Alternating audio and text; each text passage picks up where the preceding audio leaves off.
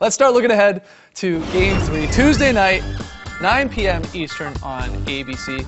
Everyone knows, series tied 1-1. Tass, what are a couple things that you're going to be looking at, watching for in Game 3 as we head in here? First, can Bron keep this up? Right. He is doing so much for this basketball team. I think we sort of take it for granted. The way they come down, they do everything through him. They run everything through him. He's not taking much rest. He played 45 minutes in regulation in this game. He's averaging 48 minutes through these first couple of games. And yeah, he's getting round-the-clock treatment, but you just look at the way he's struggling in the second half and late in games thus far. I'm extremely worried. Only 1 day rest between Game 2 and Game 3 when they had 2 between the first couple games.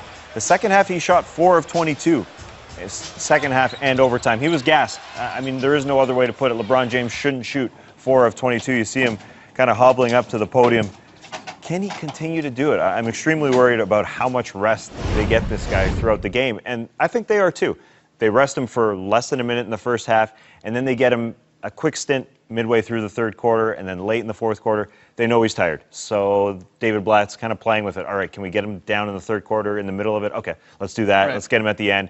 He's obviously very tired. Yeah, his usage rate percent, it's like through the roof. I mean, it's you said it. He is doing everything. Yes. Everything with this Cavs offensively starts and for most of the time ends with LeBron James. Right. And because of the Warriors' depth, will that start to come into play as we move on to Games 3, 4, and 5, especially when we do get the sort of shorter layoff between the games? I think it's a fair question, and of course one to keep watching. Though, man, you see how pumped up he is. Like, this guy wants this so bad. And then if he could pull this off, you then would get into the case of, like, is this one of the greatest sort of individual performances in a team sport in history? That's a fair question. But, that's a question for another day, even if they get there, because this is, of course, going to be a long series here still. It's unbelievable what he's doing. Let's get to one other thing I'm really, really excited about.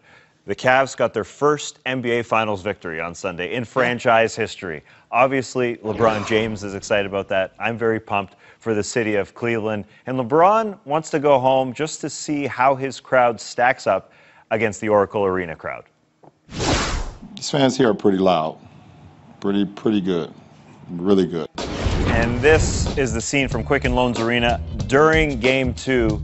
The arena packed to watch their team take on the Warriors and get their first franchise finals victory. Can they get a finals victory at home Tuesday or Thursday in Games 3 and 4? Yeah, it's a little different, of course, than 2007 when, they're coming back to Cleveland in that series already down.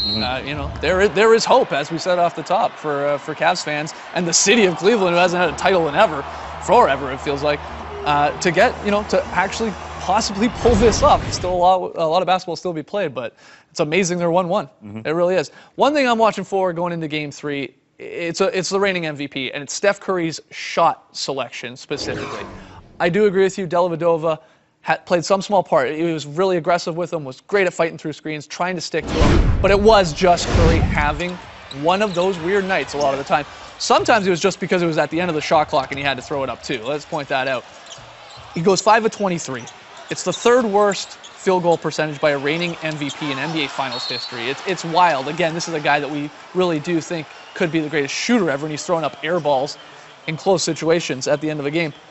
But let's not forget, back to the Grizzlies series. I know we keep bringing it up. Games 2 and 3, games they lose in that series.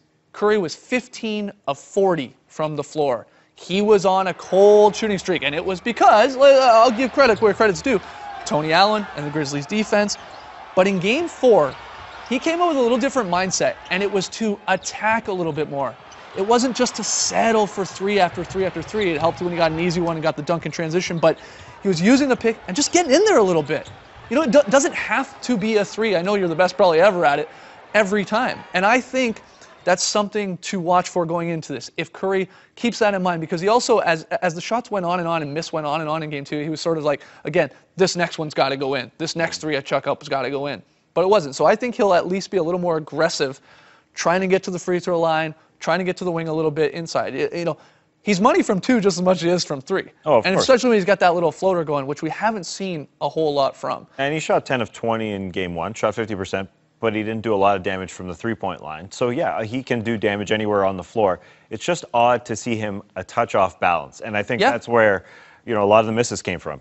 Delly worked hard, but Curry wasn't himself. And he knows that. He's going to watch that tape, and he knows that, all right, I just wasn't right. For him to say, the best shooter in the world, to say, I knew that ball wasn't going in when it left my fingertips, that doesn't sound like the best shooter in the world. That sounds like me or you shooting the basketball. Hey, now. That does not sound like Curry. Money from Tristan Thompson, too, on those pick and rolls, because Curry involved in them, of course. They're bringing the big. He does a great job of stringing out Curry as much as possible. And that's why Mozgov doesn't play. Yeah, that's exactly right. Tristan can do that, but there were times in game 2 where Curry would see Tristan, and it looked like there was a window where he could drive, and he would sort of settle for the little step back and then shoot the 3. I think in game 3, he attacks that a lot more aggressively. I think he'll come off those picks, and he'll go at Tristan. That also happened with the Grizzlies. There was a couple sequences where he didn't go at Marc Gasol.